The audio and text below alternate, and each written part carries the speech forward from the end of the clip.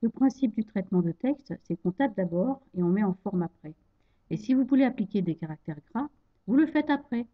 Par exemple, le nom de famille, double-clic, vous le saisissez d'un coup et vous cliquez sur B, vous appliquez ainsi du caractère gras. Alors que si vous tapez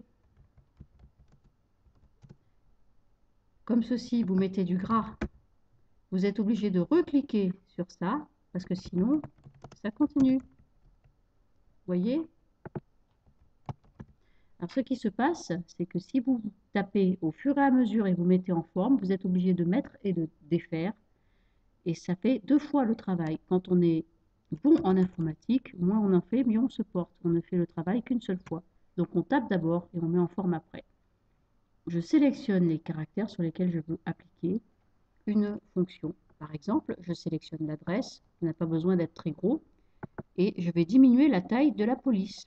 Ça va être écrit plus petit. Tout simplement. Très urgent, je veux l'écrire en rouge. Je vais choisir la palette de couleurs et définir de quelle couleur je veux affliger le très urgent ainsi que du gras et même du U souligné. Ensuite, je vais descendre à pièces jointes.